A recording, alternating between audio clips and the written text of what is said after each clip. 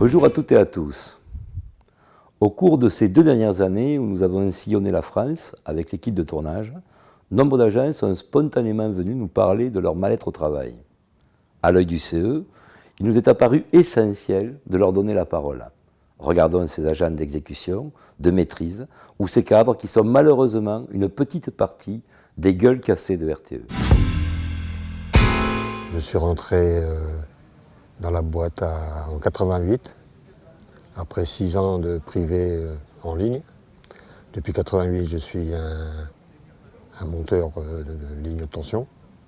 En 98, j'ai été reclassé parce que j'avais fait le stage TST. Et depuis 98, ma carrière est à l'arrêt. Et on va passer en 2018, et ça sera fait un anniversaire d'une vingtaine d'années sans reclassement. Pendant 10 ans, ça s'est très très bien passé. Et puis au bout de 10 ans, les choses ont commencé à se compliquer. Donc j'avais postulé très rapidement en fait pour partir, faire d'autres horizons, et à chaque fois ça a été refusé. Je me rappelle d'un truc qui est assez énorme, parce que quand j'en dis, j'ai postulé 3 fois sur la même place, j'étais reconnu apte à la première, inapte à la deuxième et apte à la troisième fois. Pour la même place. Et sans aucune raison à chaque fois. Depuis donc l'obtention de mon GF9 à l'issue de 5 ou 6 ans, je n'ai plus jamais obtenu aucun autre GF aujourd'hui, à ce jour. Donc ça fait 13 ans aujourd'hui que je suis dans le même groupe fonctionnel dans mon équipe. Les premières difficultés ont commencé à apparaître donc, sur la réforme équipe poste, où là, personnellement, je ne comprenais pas cette réforme. Et à partir de là, j'ai eu de nombreux entretiens avec des directeurs qui m'ont tout simplement poussé à démissionner. Mon manager m'avait indiqué que tant qu'il serait là, j'aurais rien. Donc en parlant de ma rémunération. Il y a eu un point marquant. C'était la reconnaissance, une prime qui a été affectée, c'était la reconnaissance individuelle de la productivité. Et là, je me suis rendu compte qu'au sein de mon équipe, j'étais le plus mal considéré. Alors il faut dire qu'en 2005, j'ai fait venir l'inspection du travail pour qu'elle explique au président du CHSCT comment devait fonctionner un comité d'hygiène, sécurité et conditions de travail, et que ce n'était pas comme lui l'entendait. En 1989, j'ai subi une grave intervention indépendante de mon travail qui m'a fait perdre l'audition côté gauche et certains nerfs faciaux. Finalement, je me suis rendu compte que ce handicap avait induit une progression de carrière beaucoup plus lente que mes collègues, diplôme égal et année d'expérience égale, ce qui fait que mon salaire, lui, a été finalement plus bas que mes collègues. J'ai été embauchée en GF4 et je suis actuellement en GF5 NR75. Ai-je donc si peu de compétences pour être aussi mal notée, estimée, évaluée et payée? J'ai un BTS obtenu par une BAE fondée sur 36 ans d'expérience contre à peine 2 pour vos jeunes embauchés en GF8, NR90. Au niveau GF, je suis quand même rentré en GF7. Bon, quand j'ai eu le BTS au bout de 2 ans, ils m'ont mis en GF8. Et j'aurais dû normalement, en tant que JTS, avoir la Perse qui me reclassait en GF9. Là-dessus, je ne l'ai jamais eu. En 2009, au 1er janvier, j'ai été reclassé en 2009. En GF9, je veux dire. Et là, depuis, je suis toujours en GF9, depuis 2009. La dernière fois que j'ai eu mon nom sur une liste d'avancement au choix, donc pour appréciation du professionnalisme, c'est le 1er janvier 2005. Ouais. Sachant que je suis rentré dans la boîte en 2002. Et 2002, donc 2003, j'ai eu un GF à la titularisation. 2005, mon NR, et puis là, terminé. Au bout de tant d'années, on doit être reclassé. Alors je crois que c'est 6 ans. Dans les 6 ans, on doit être reclassé au GF supérieur. Chose qui n'est pas faite depuis 20 ans. D'après les renseignements et ce que me disent certains collègues, j'aurais dû être à minima cadre, quoi. GF12, GF13, voire GF14, quoi. On voit des collègues qui évoluent de manière normale, hein, on va dire. Hein. Il y a en gros, il y a quand même une moyenne hein, qui doit exister. Bon, ces collègues évoluent de manière normale, mais moi j'estime que non. Pour ma part, non. D'ailleurs, il énormément d'exemples de collègues qui sont beaucoup plus jeunes que moi et qui sont beaucoup mieux classés que moi, quoi. Alors qu'on faisons le même métier et je n'ai pas vraiment l'impression de faire les choses différemment d'eux, quoi, d'être moins bon qu'eux au travail. On s'aperçoit qu'à un moment donné, il y a quelque chose qui ne va pas. On n'est pas en tort, on fait du bon boulot, on est bien noté, et on s'aperçoit que la progression, elle n'y est pas. J'ai toujours fait mon boulot, il n'y a eu aucun souci, j'étais reconnu régionalement, nationalement, mais pas localement. Mon manager, même dans les entretiens individuels, n'avait jamais rien à me reprocher. Me mettait que j'étais un très bon technicien, une bonne connaissance du matériel, que je comprenais vite, que j'étais même force de proposition, notamment sur la sécurité. De tous mes entretiens individuels sortent que je suis volontaire, bon état d'esprit, c'est des choses qui sont écrites. Hein. Quelqu'un de confiance, fiable, ça c'est mes chefs d'équipe qui l'écrivent, c'est pour moi qui leur mets le couteau sous la... Voilà. J'ai eu à monter à Paris et puis à parler à la direction d'entreprise. Voilà. Le retour que j'en ai eu, et ça ils me l'ont dit droit dans les yeux, c'est que j'étais plutôt quelqu'un de droit, voilà, de franc, avec des convictions, et que et je savais argumenter mes positions, voilà. Donc ça c'est le retour que j'ai en haut, mais sauf qu'il ne redescend pas ici. J'ai pas le sentiment d'avoir fait les choses de travers, parce que je pense que si j'avais fait quelque chose de travers en matière de professionnalisme, il me serait dormi dessus. Je me serais fait encore plus fracasser, j'aurais peut-être pris des blâmes, des trucs comme ça. Donc de ce côté-là, ils peuvent pas me le... j'ai pas le sentiment qu'ils me le reprochent. Moi j'ai interpellé en disant l'arrêt de déroulement de carrière, parce que vous reconnaissez mes compétences, directement en disant il n'y a qu'une personne qui serait capable de former les directeurs en matière de sécurité, elle est là, en parlant de moi, et pour autant, vous ne me donnez pas cette possibilité, mais au travers de cette non-reconnaissance, elle est financière, mais elle ne touche pas que moi. Elle touche ma famille et elle a à long terme, puisque ça a un impact sur ma retraite. Et il a dit, vous avez raison, quand on rate un train, il est raté pour tout le temps. Au niveau professionnel, geste technique, il n'y a jamais aucun problème là-dessus. C'est uniquement le savoir-être qui est comme ressasse d'année en année. Et d'année en année, je demande à ce qu'on me donne leur définition du savoir-être. Qu'est-ce qu'ils attendent de moi à ce niveau-là?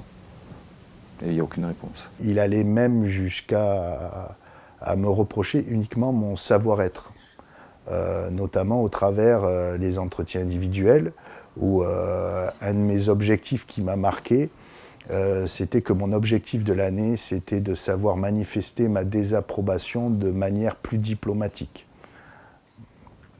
Donc, alors je ne sais pas comment on remplit cet objectif, ni les indicateurs qu'on peut se fixer. J'ai toujours dit bonjour, au revoir, je suis toujours arrivé à l'heure, j'ai toujours fait le travail qu'on me demandait. Donc à partir de là, je ne voyais pas comment je pouvais même m'améliorer sur ce point-là.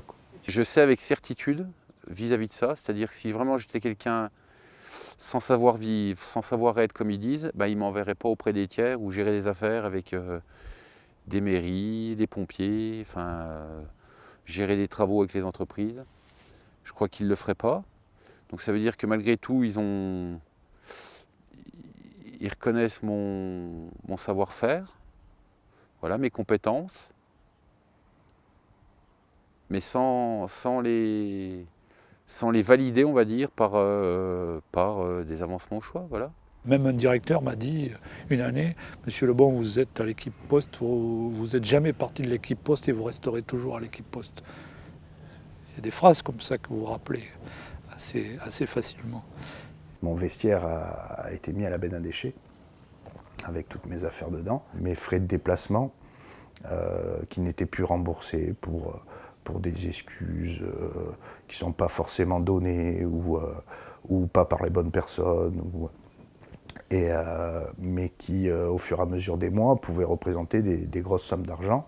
Pour donner un ordre d'idée, à plusieurs reprises, c'est des sommes que l'entreprise me devait entre 5 et 10 000 euros. Ma voiture était en panne. Mon fils m'a prêté sa voiture, c'était une voiture de sport, une belle voiture de sport. Donc je suis venue avec cette voiture.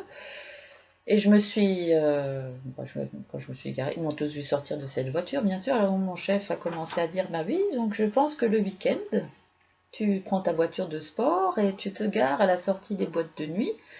Tu dois attendre au volant de la voiture à attendre que quelqu'un, de pouvoir embarquer quelqu'un, un petit jeune peut-être. Alors, ouais, il me dit ça. Alors, il m'a dit ça alors que mon mari était décédé d'à peine quelques mois. Hein. Et ça, ce genre de blague salace, j'en ai eu même bien plus tôt que ça. Hein. Des photos, des vidéos porno qui arrivaient sur mon ordi avec des blagues, quoi. Des agents que mes collègues envoyaient dans mon bureau en leur disant que je vendais des sextoys, des trucs comme ça. En 2014, le président du CHSCT, quand même chef d'unité, me dit en réunion de CHSCT, et c'est consigné dans un procès verbal, fermez-la. Là, on est sur l'atteinte à la dignité pure et dure, comme on s'adresse à un chien, ferme-la. Voilà.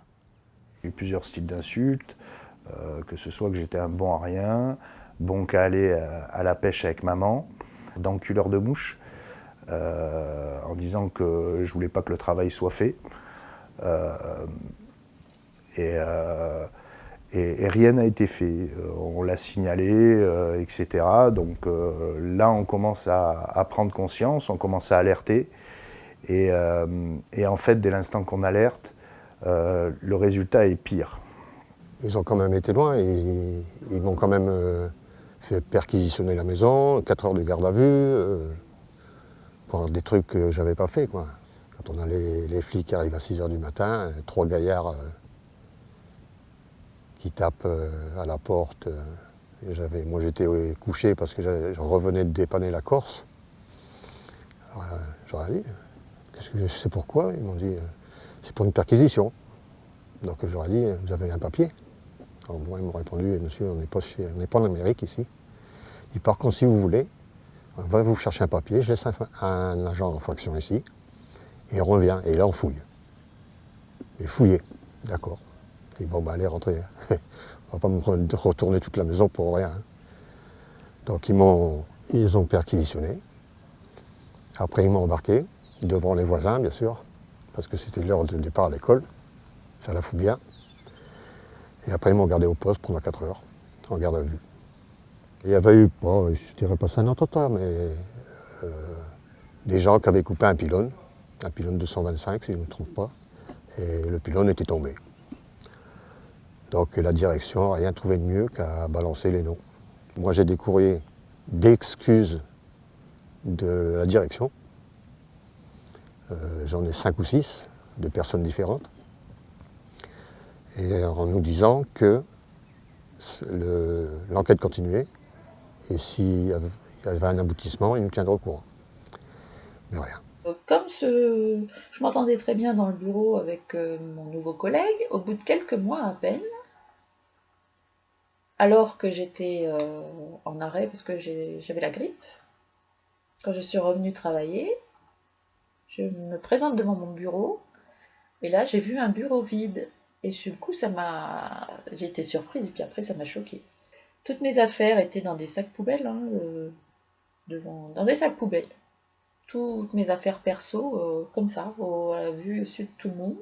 Alors imaginez que quelqu'un imagine qu'on prenne ses affaires et qu'on les mette comme ça par terre dans des sacs poubelles avec les trucs qui traînent à côté. C'est choquant, je vous assure que... Puis je me suis dit sur le coup, voilà quoi, je suis rien du tout. Je suis toute bonne à être mise dans un sac poubelle comme toutes mes affaires ici. Là, je vais arriver en 2013, où là, c'est mon corps qui a dit stop. Donc j'ai accepté de faire des trucs, de porter du poids énormément, sans aide ni rien. Et aujourd'hui, je ne peux rien soulever. J'ai 4 hernies discales, dont 3 reconnues donc, comme maladie professionnelle. Et là, ça accentue encore plus les problèmes au travail. puisque à partir de là, qu'est-ce qu'on va lui faire faire? Donc on accepte de prendre des cachets, d'aller voir des... Ça, c'était mon cas, d'aller voir des psychologues. Voilà, sur mon temps personnel, sur mon temps de travail aussi, parce qu'ils avaient reconnu ça. Donc sur mon temps de travail, ils me donnaient du temps aussi pour aller voir un psy. Le problème, c'était moi. Dans les entretiens individuels, c'est très sournois parce qu'ils apprennent à vous connaître. Ils apprennent à vous connaître et ils savent très bien après par quel angle ils vont vous attaquer. Dès qu'ils veulent vous attaquer, ils savent faire. Et moi, j'avais toujours dit que je supporte, il y a quelque chose que je ne supporte pas, c'est l'injustice. Et c'est exactement ce qu'ils ont fait. Ils m'ont attaqué sous cet angle et je dirais ils ont réussi ce qu'ils voulaient. Ils ne voulaient plus que je les embête. Il y en a un paquet qui pètent un plomb et qui partent en arrêt de travail. Ils savent que j'ai besoin de réponses et ils ne me donnent pas de réponse. Ils savent que j'ai besoin d'honnêteté, ils reconnaissent la mienne, ils l'écrivent. J'ai au moins 10 entretiens individuels où c'est écrit, honnête. Et eux, ils n'en font pas preuve avec moi. On le vit très mal. Psychologiquement, on se sent diminué, on se sent inférieur aux autres et on n'ose pas en parler autour de soi. Pourquoi ? Simplement parce qu'il faudrait trouver à la limite des personnes qui vous aident, trouver des solutions. Mais ces solutions, quelles sont-elles ? Moi, je ne compte plus les nuits où je me réveille en train de me défendre encore contre mon manager. Je cauchemarde. Et je ne sais pas combien de temps ça va durer, mais je cauchemarde. Ça c'est clair, depuis quelque temps, c'est le ras-le-bol. Hein. J'en ai marre, à tel point que j'ai du mal à dormir. Voilà, il m'arrive d'avoir des insomnies, de passer la nuit sur le divan à regarder les documentaires, puis je finis par m'endormir. Dès que je vais dans le lit, que je commence à gamberger, c'est pas la peine, je m'endors plus. Donc je vais regarder la télé, puis là je finis par m'endormir parce que j'écoute la télé, j'écoute ce qui se passe, et là je m'endors. Heureusement que chez moi, avec ma femme et mon fils, ça se passe très bien. Parce que je crois que je serais pendu à un pylône où j'aurais pendu quelqu'un. Ils m'ont atteint dans ma chair parce que ça m'a posé des problèmes dans mon couple et dans ma vie de famille. Ouais, parce que l'envie que j'avais d'avancer, de sembler d'être utile à quelque chose, ils me l'ont enlevé. Et du coup, même à la maison, ouais. Ça a été une période où j'avais des travaux à la maison, donc ils m'ont enlevé le goût du travail. Donc les travaux, ça n'avançait plus à la maison, donc des disputes avec ma femme.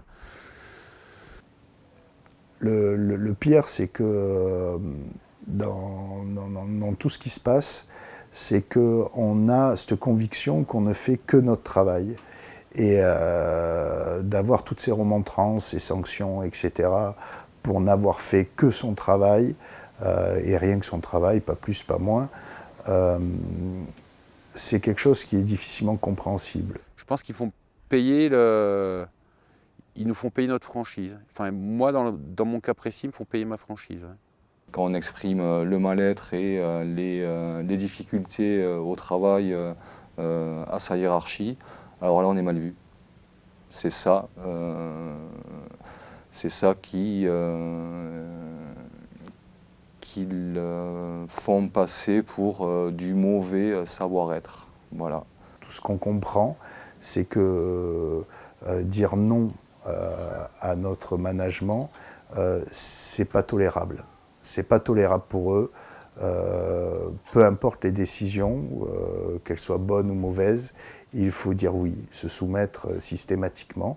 Et dès l'instant qu'on pointe du doigt ce qui ne fonctionne mal ou ce qui pourrait fonctionner mieux, ou simplement dire non à certaines choses, devient très vite insupportable pour eux. Et c'est là que la machine à broyer se met en marche et ça devient rapidement insupportable pour nous.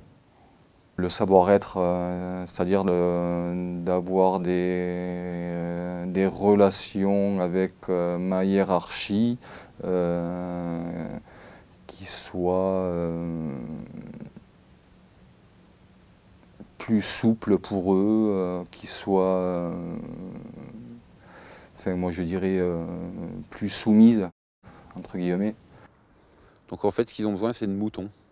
C'est exactement ça qu'ils recherchent, c'est la soumission à la hiérarchie dans tous les domaines. Voilà. Quand on défend une cause juste, et qu'on est isolé, c'est totalement anormal. Quand on informe l'employeur et qu'il fait perdurer cette situation, et de manière flagrante, c'est anormal. C'est une culture de la peur qui s'organise. Il ne faut aucune opposition. Finalement, la qualité de vie au travail et le bien-être au travail, c'est une véritable hypocrisie à RTE. Même s'il y a un affichage sur lequel on est les meilleurs, il y a un affichage sur la sécurité, sur les conditions de travail et compagnie, mais en réalité, il n'y a rien de tout ça quoi, derrière. C'est une coquille vide. Quoi. J'ai plus aucune confiance dans les mots de la direction. Voilà. J'ai tellement de souvenirs de propos qui me tiennent et puis droit dans les yeux, une fois en réunion, ils me disent que c'est pas vrai. Je ne suis plus aujourd'hui salarié du transport de l'énergie, mais j'ai une certaine colère qui reste, parce que c'est une injustice. Cette injustice, même si elle est réparée, elle restera au minimum. Le temps l'effacera, mais dans combien de temps? Moi, ce que je veux, c'est de voir les mettre un genou par terre. Voir qu'ils reconnaissent qu'ils ont fait une grosse boulette. Quoi. Parce que ça ne m'a pas aidé, même dans la tête, même dans la famille.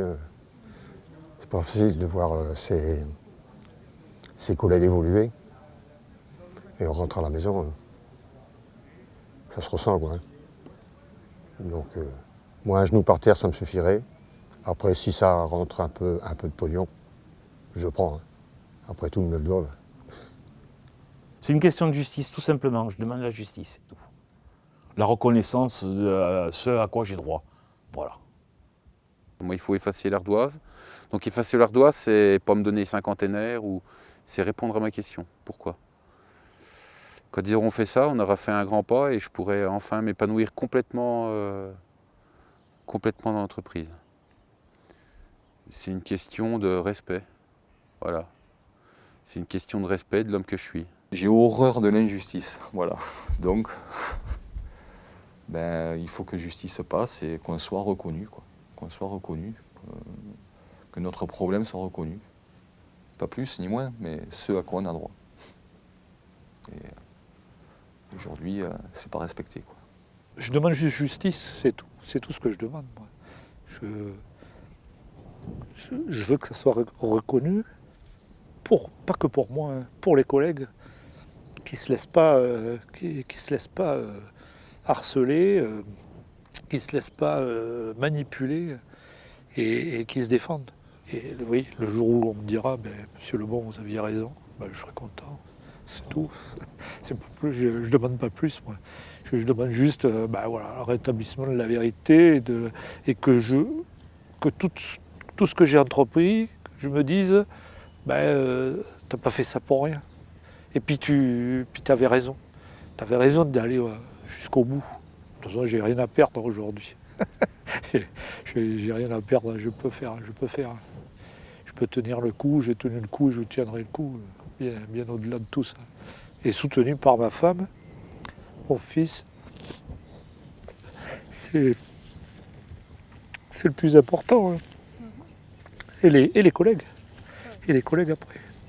Mais quand on vous dit, quand je vois certains qui vont jusqu'au pire, au suicide, ou tout ça, ça m'étonne pas. Ça m'étonne pas parce que c'est pas simple. C'est pas simple à vivre tous les jours. C'est pas simple. Les témoignages qu'on vient de voir montrent à quel point la politique managériale de RTE est nuisible pour les salariés. On est vraiment loin de l'image idyllique de l'entreprise que voudrait imposer la direction. L'utilisation du savoir-être comme unité de mesure de travail engendre du mal-être, et ce, dans toutes les catégories de personnel, de l'exécution au cadre, de l'ouvrier au manager. Ce constat qui a été fait par la CGT depuis bien longtemps est également relevé par des médecins du travail. La gestion par la peur et la sanction détruit des agents. Et elle conduit également RTE dans une impasse qui ne lui permettra pas de relever les défis de demain. Le courage dont ont fait preuve les agents qui se sont exprimés dans cette vidéo mérite à minima d'être pris en compte par le directoire. Changer de politique managériale pour une entreprise plus humaine, c'est donner une véritable impulsion et une nouvelle vision pour RTE.